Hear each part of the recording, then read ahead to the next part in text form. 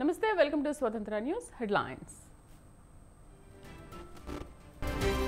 కొనసాగుతున్న ఎమ్మెల్సీ ఎన్నికల polling, vote హక్కు వినియోగించుకుంటున్న పట్టభద్రులు.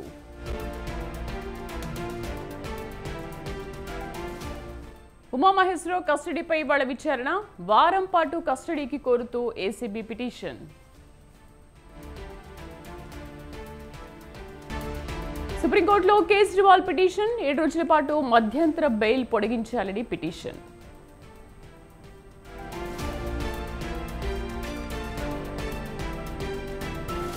బెంగాల్లో రెమాల్ తుపాను బీభత్సం, కోల్కతా సహా బెంగాల్లో విస్తారంగా వర్షాలు.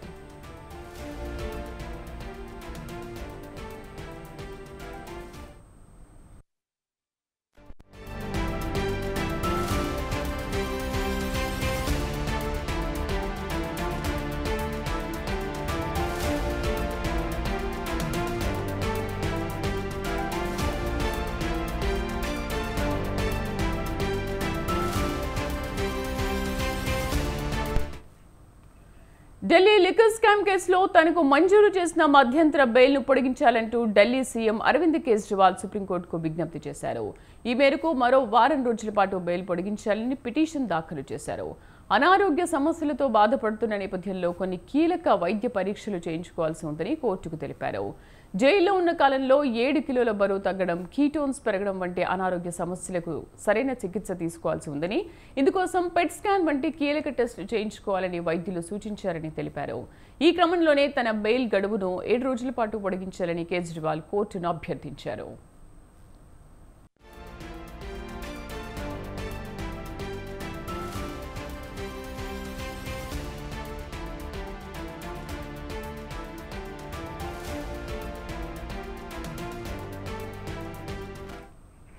లిక్కర్ పాలసీలో మనీ లాండరింగ్ ఆరోపణలతో ఢిల్లీ సీఎం అరవింద్ కేజ్రీవాల్ అరెస్ట్ అయ్యారు. లోక్సభ ఎన్నికల నేపథ్యంలో ఓ పార్టీ అధ్యక్షుడిగా ప్రచారం నిర్వహించుకోవడానికి సుప్రీంకోర్టు ఆయనకు మధ్యంతర బెయిల్ మంజూరు చేసింది.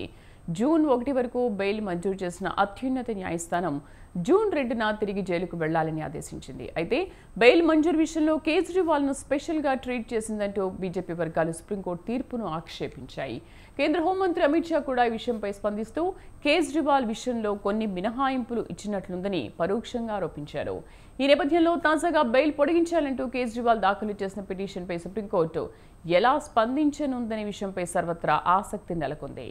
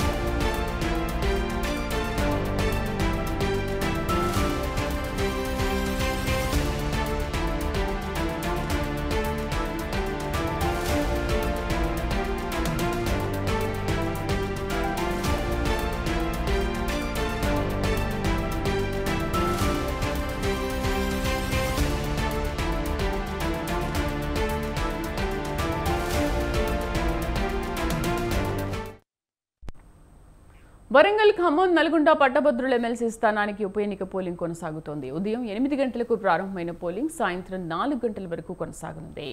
ఎమ్మెల్సీ ఎన్నికల నేపథ్యంలో పలుచోట్ల పోలింగ్ కేంద్రాల వద్ద పట్టభద్రుల ఓటర్లు బారులు తీరారు. పలువురు రాజకీయ ప్రముఖులు కూడా తమ ఓటు హక్కును వినియోగించుకున్నారు. మొత్తం 12 జిల్లాల పరిధిలోని 34 అసెంబ్లీ నియోజకవర్గాల పరిధిలో ఈ ఎన్నిక జరుగుతోంది.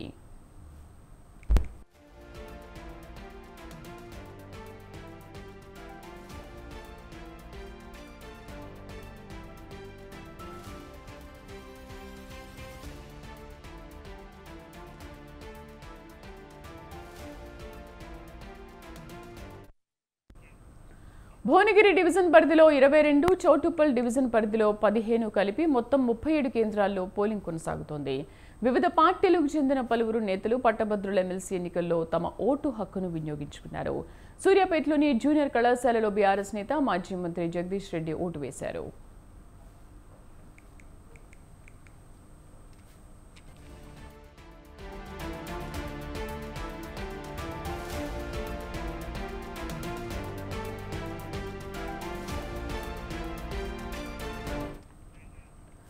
అసెంబ్లీ లోక్సభ ఎన్నికల మాదిరిగా కాకుండా ఎన్నికలను బ్యాలెట్ పద్ధతిలో అభ్యర్థికి ప్రాధాన్య క్రమంలో ఓటు వేసేలా నిర్వహిస్తున్నారు. మొత్తం 807 బ్యాలెట్ బాక్సులను సుమారు 8 లక్షల బ్యాలెట్ పత్రాలను ఉంచారు. పోలింగ్ ముగిసిన తర్వాత అన్ని బ్యాలెట్ బాక్సులు నల్గొండలోని దుప్పలపల్లి వేర్ హౌసింగ్ గోడౌన్స్కు చేరుకోనున్నాయి. ఈ ఎన్నికకు నల్గొండ జిల్లా కలెక్టర్ దాసరి హరిచందన రిటర్నింగ్ అధికారిగా వ్యవహరిస్తున్నారు. వరంగల్ ఖమ్మం నల్గొండ నియోజకవర్గాల ఉప ఎన్నికల్లో ఓటు హక్కును వినియోగించుకోవడం జరిగింది. మరి ఓటర్లందరూ కూడా విధిగా వారి ఓటు హక్కును వినియోగించుకోవాలని, ఎందుకంటే ఇది ఒక మంచి అవకాశం. దీని పేరే పట్టభద్రుల శాసనమండలి నియోజకవర్గం కాబట్టి మంచి వ్యక్తుల్ని, సమాజానికి ఉపయోగపడే వ్యక్తుల్ని, మీ అందరి సమస్యల్ని ప్రతిబింబించే వ్యక్తుల్ని ఎన్నుకోవడం అనేది మంచిది. ఎందుకంటే మన పార్లమెంటరీ ప్రజాస్వామ్యంలో ఉన్న గొప్పతనం ఓటు హక్కే. ఓటును వినియోగించుకోవడం అనేది ప్రజాస్వామ్యానికి నిదర్శనం. కాబట్టి ప్రతి ఒక్కరు కూడా గ్రాడ్యుయేట్ మిత్రులై ఓటు నమోదు చేసుకున్న ప్రతి ఒక్కరు కూడా తప్పకుండా విధిగా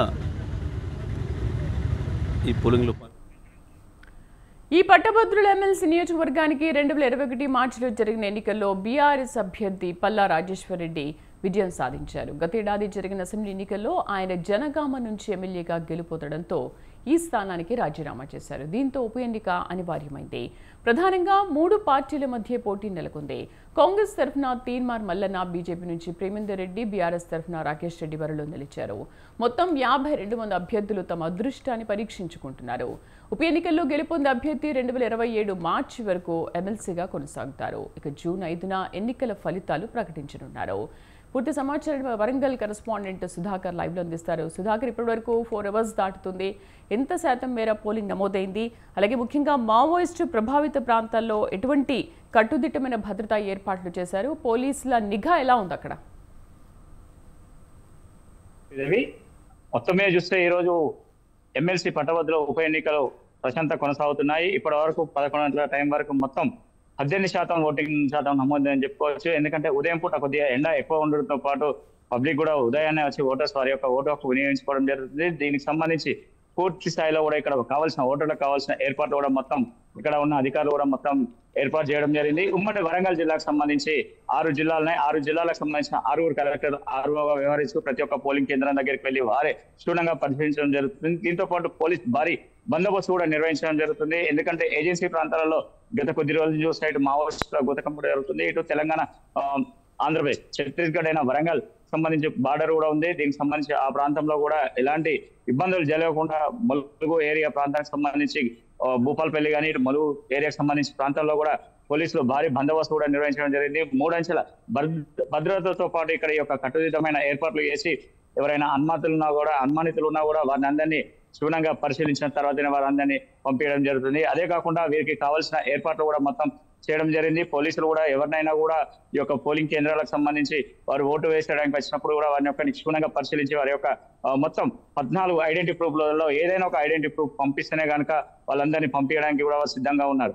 అదే క్రమంలో చూస్తే ఇటు మొత్తం ఎక్కడ కూడా ఎలాంటి ఇబ్బందులు లేకుండా, గొడవలు లేకుండా మొత్తం ఈ యొక్క పోలింగ్ కూడా నిర్వహించడం జరుగుతుంది. ఇప్పటివరకు కూడా వరంగల్లో చూస్తే అభ్యర్థి పింగిని కళాశాలలో బీఆర్ఎస్ సంబంధించిన అభ్యర్థి రాకేష్ రెడ్డి కూడా అతని యొక్క ఓటు హక్కు కూడా వినియోగించుకోవడం జరిగింది. అదే కాకుండా వరంగల్లో ఉన్న ప్రముఖులు ఎవరైతే ఈ యొక్క ఎన్నికలు రావడానికి కారణమైన పల్లా రాజేశ్వర రెడ్డి అతని యొక్క ఎమ్మెల్సీకి రాజీనామా చేసి అతను ఎమ్మెల్యేగా జనగం నుంచి గెలుపొందాడు. అతను కూడా జనగం నియోజకవర్గంలో అతని యొక్క ఓటు హక్కు కూడా వినియోగించుకోవడం జరిగింది.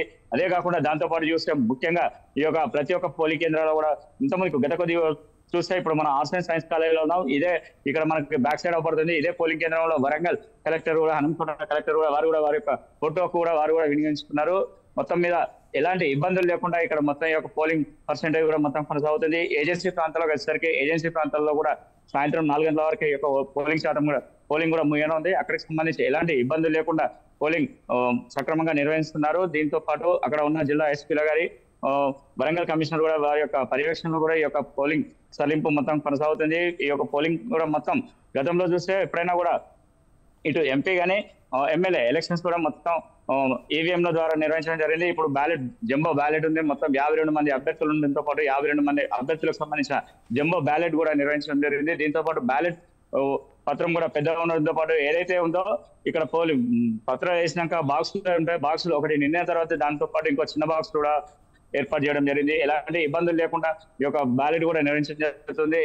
ఎన్నికలు ఓటు వేయడానికి వెళ్ళే ఓటర్స్ అయితే ఎవరైతే ఉన్నారో వారికి కూడా మొత్తం మీద వారు తీసుకొచ్చుకున్న పెన్నులో కాకుండా పోలింగ్ బూత్ లో ఇచ్చే పెన్నులతోనే వారు టిక్స్ అంటే 1, 2, 3 ఇట్లా నంబర్లు వేయాలని చెప్పడం జరుగుతుంది. మొత్తం 52 మందికి కూడా ఓటు వేయచ్చు. కానీ ఎందుకంటే వేసేవారు మొత్తం ఒక నంబర్కి వేసిన వారు ఇంకో నంబర్ వేయకూడదని చెప్పడం జరుగుతుంది. దీంతో పాటు ఎవరైతే ఓటు వేస్తున్నారో వారికి గతంలో చూస్తే ఎడమ చేతి చూపుడు వేలుకు ఇంకు చుక్క పెట్టేది, కానీ ఇప్పుడు ఎడమ చేతి మధ్యన వేలుకు ఇంకు చుక్క పెట్టడం జరుగుతుంది. ఇదే కాకుండా వీరికి సంబంధించిన ఏదైనా 14 పత్రాలకు వెళ్ళి ఏదైనా ఒక పత్రం చూపెడితేనే వాళ్ళని లోపలికి అనుమతించడం జరుగుతుంది. శ్రీదేవి.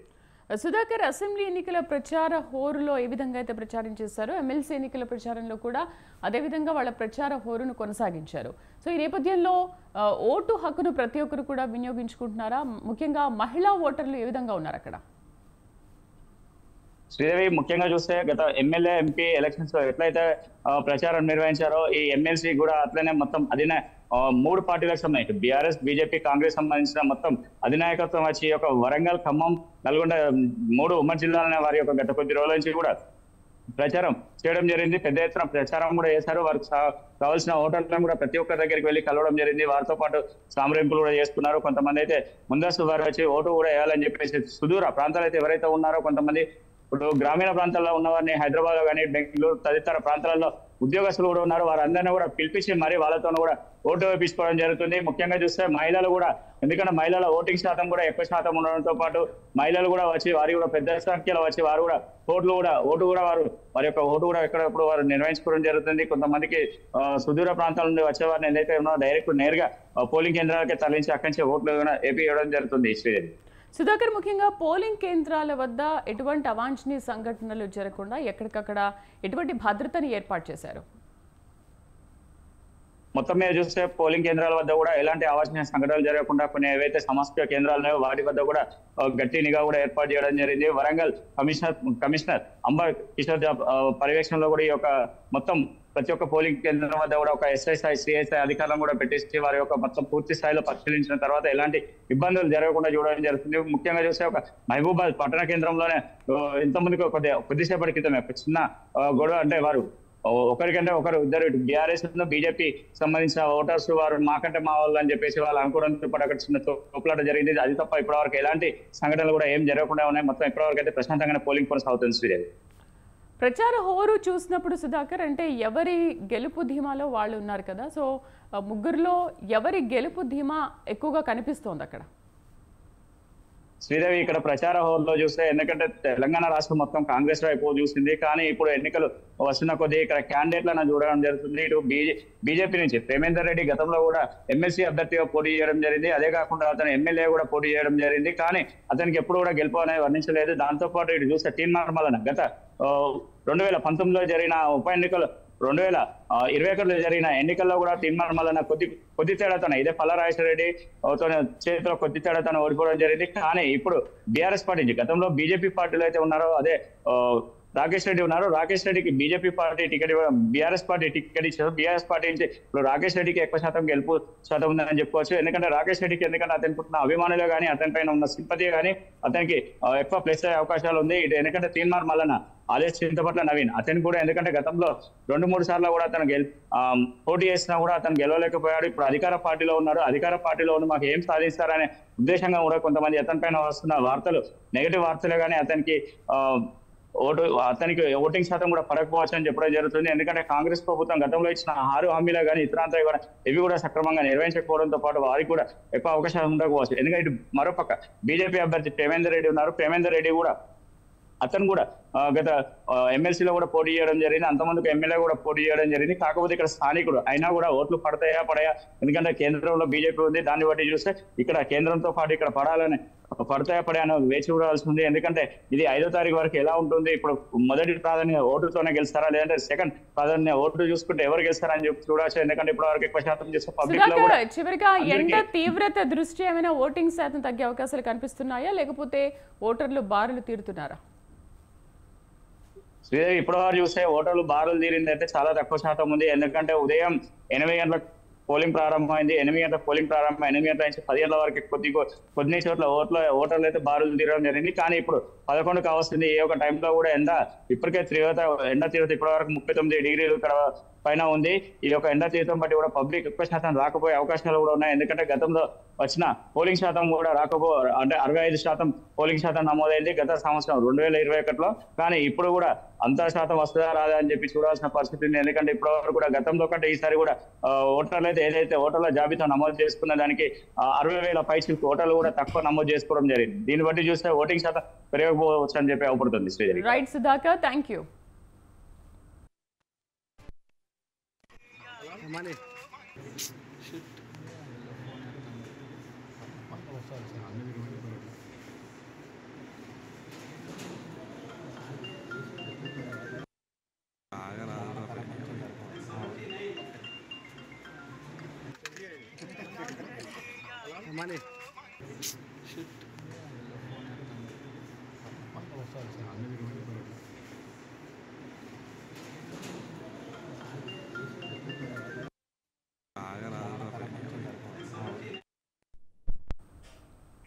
సారు, సీఎం గారు మాకు నామినేటెడ్ పోస్టుల్లో అవకాశం ఇవ్వండి. ఇది సిపిఐ టీజీఎస్ నేతల అభ్యర్థన. తొలి టెస్ట్లో హస్తం పార్టీ పెద్దలు రిక్త హస్తాలు చూపించారని, కనీసం సెకండ్ లిస్టులోనైనా తమకు కార్పొరేషన్ చైర్మన్లు, ఇతర నామినేటెడ్ పోస్టులు ఇవ్వాలని ఈ నేతలు కోరుతున్నారు.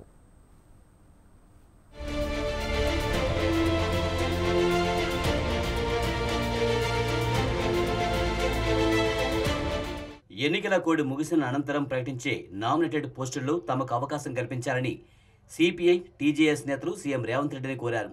మొదటి జాబితాలో తమకు అవకాశం కల్పించలేదు, అయిందేదో అయిపోయింది, కనీసం రెండో జాబితాలోనైనా తమను గుర్తించాలని వేడుకుంటున్నారు. ఎన్నో కొన్నైనా అసెంబ్లీ సీటు వస్తాయని ఆశించినా ఆ ఆశలు అడియాసలయ్యాయని, అయినా బీఆర్ఎస్ను ఓడించడం, కేసీఆర్ను గద్దె దించడం లక్ష్యంగా చేసుకుని త్రికరణ శుద్ధిగా పనిచేశామని, లక్ష్యాన్ని సాధించామని సిపిఐ టీజేఎస్ నేతలు తెలిపారు.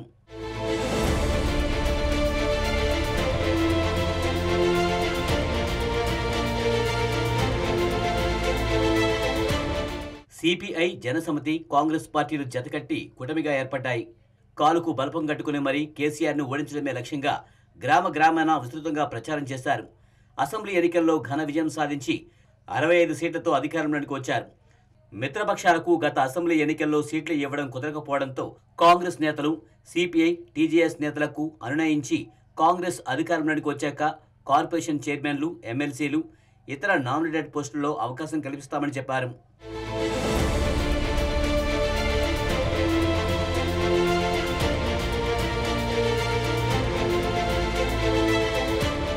అసెంబ్లీ ఎన్నికల్లోనే కాకుండా పార్లమెంట్ ఎన్నికల్లో సైతం కూటమి నేతలకు అవకాశం రాలేదు.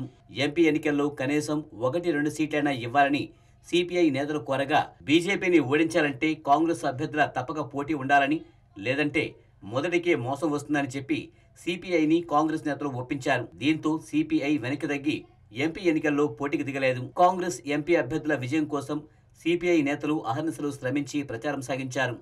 ఇప్పుడు ఆ ఎన్నికల జాతకాలు ఈవీఎంలలో భద్రమై నిక్షిప్తమై ఉన్నాయి. జూన్ 4వ తేదీన ఈ ఫలితాలు వెలువనున్నాయి.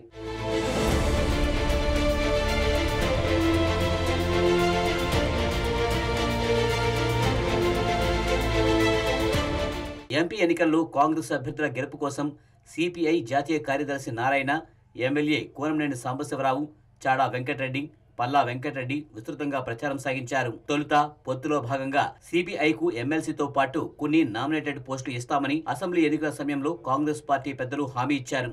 అయితే వచ్చే ఏడాది వరకు ఎమ్మెల్సీలు ఖాళీ కాకపోవడంతో కొన్ని నామినేటెడ్ పోస్టుల్లో ఛాన్స్ ఇవ్వాలని సిపిఐ నేతలు కోరుతున్నారు.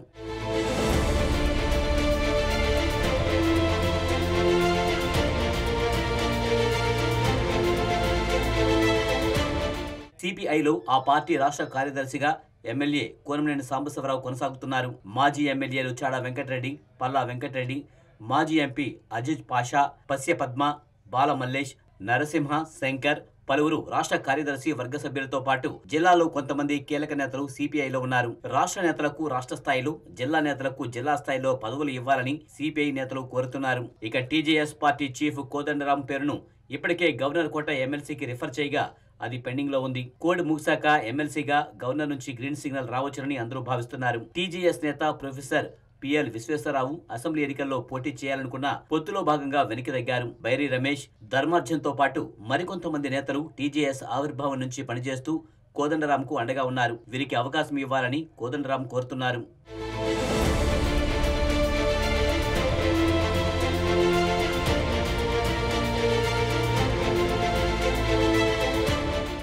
ఎన్నికలకు ముందు 37 మందికి నామినేటెడ్ పోస్టుల లిస్టు ప్రకటించారు.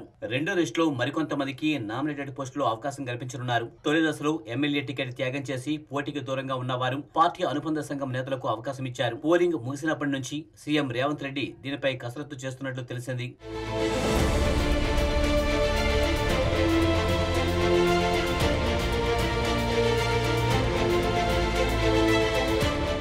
రుణమాఫీకి సంబంధించి రైతు కార్పొరేషన్ ఏర్పాటు చేస్తామని సీఎం ఇప్పటికే ప్రకటించారు.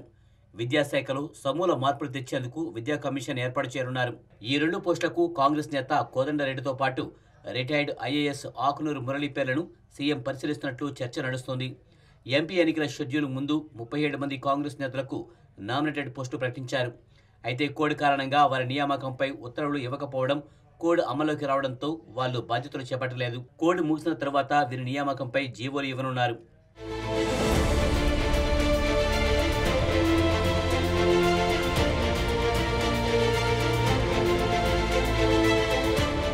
తొలి లిస్టులో సైతం కొన్ని పదవులు, పేర్లలో మార్పులు జరిగే అవకాశాలు ఉన్నాయని పార్టీ నేతలు చెబుతున్నారు. తమకు ఇచ్చిన పదవులపై అసంతృప్తిగా ఉన్నారని, సరైన పదవులు ఇవ్వలేదని నేతలు తమ సన్నిహితుల దగ్గర వాపోతున్నట్టు తెలిసింది. మరికొందరు తమ పేర్లు సెకండ్ లిస్టు అయినా ఉండేటట్లు చూడాలని సీనియర్ కాంగ్రెస్ నేతల చుట్టూ, గాంధీ భవన్ చుట్టూ ప్రదక్షిణలు చేస్తున్నారు.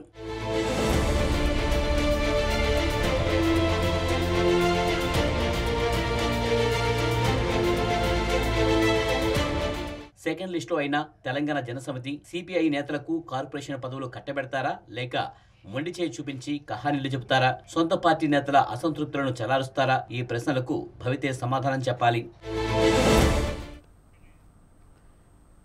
బీహార్ ముఖ్యమంత్రి నితీష్ కుమార్ నోరు జారారు. నరేంద్ర మోదీ మరోమారు ముఖ్యమంత్రి కావాలని ఆకాంక్షించారు. అధికార ఎన్డీఏ తరఫున ఆదివారం పాట్నాలో ప్రచారం చేసిన ఆయన ఈ వ్యాఖ్యలు చేశారు. ఎన్డీఏ దేశవ్యాప్తంగా 400కు పైగా స్థానాల్లో గెలవాలని, నరేంద్ర మోదీ మరోమారు ముఖ్యమంత్రి కావాలని కోరుకుంటున్నానని అన్నారు. అప్పుడే భారత్ అభివృద్ధి చెందుతుందని, బీహార్ కూడా అభివృద్ధి చెందుతుందని తెలిపారు. అయితే దీంతో వేదికపై ఉన్న మిగతా నేతలు అలర్ట్ చేయడంతో తన ప్రసంగాన్ని సరిదిద్దుకున్నారు. మోదీ ఇప్పటికే ప్రధానిగా ఉన్నారు, మళ్లీ ఆయనే ప్రధాని కావాలనేది తన ఉద్దేశ్యమని వివరణ ఇచ్చారు. ఎన్డీఏ కూటమి 400 సీట్లు గెలుచుకుని ప్రధాని సీట్లో మళ్లీ మోదీ కూర్చోవడం దేశానికి ఎంతో అవసరమని నితీష్ చెప్పారు. ఈ ఘటనకు సంబంధించిన వీడియో ప్రస్తుతం సోషల్ మీడియాలో వైరల్గా మారింది.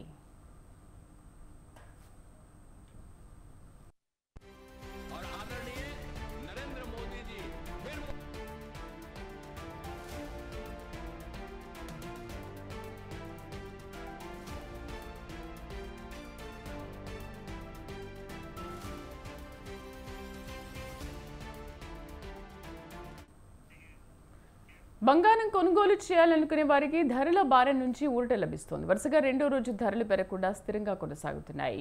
హైదరాబాద్ మార్కెట్లో బంగారం ధరలు వరుసగా రెండో రోజు స్థిరంగా కొనసాగుతున్నాయి. ఇవాళ 22 క్యారెట్ల తులం బంగారం రేటు 66,400 వద్ద ట్రేడింగ్ అవుతోంది. 24 క్యారెట్ల ప్యూర్ గోల్డ్ ధర ఇవాళ ఏ మార్పు లేకుండా 72,440 వద్ద అమ్ముడవుతోంది. ఇక ఢిల్లీ మార్కెట్లో చూసుకుంటే 22 క్యారెట్ల 10 గ్రాముల బంగారం 66,550, అలాగే 24 క్యారెట్ల మేలిమి బంగారం రేటు 72,590 వద్ద ట్రేడ్ అవుతోంది. బంగారంతో పాటు వెండి ధరలు సైతం ఇవాళ స్థిరంగా ఉన్నాయి. ప్రస్తుతం హైదరాబాద్ మార్కెట్లో కిలో వెండి రేటు 96,000 వద్ద ట్రేడింగ్ అవుతోంది.